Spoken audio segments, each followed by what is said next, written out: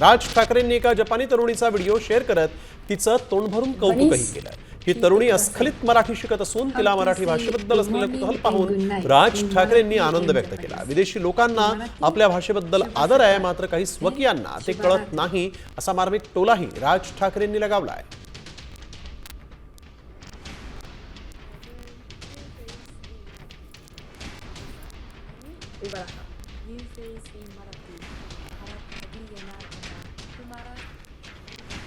Today's new word in Marathi, aikana.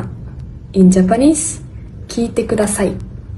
How to say good morning and good night in Marathi and Japanese. In Marathi, Shubha Sakal and Shubha Ratri. In Japanese, Ohayo gozaimasu and Oyasumi nasai. Today I learned two phrases in Marathi, basa आणि ubaraha. New phrase in Marathi.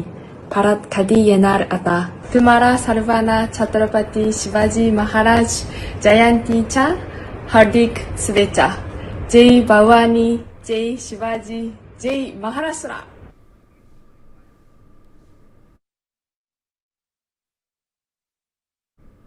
तर या प्रकरणी आपण बघतोय राज ठाकरेंनी tweet केलेलं आहे।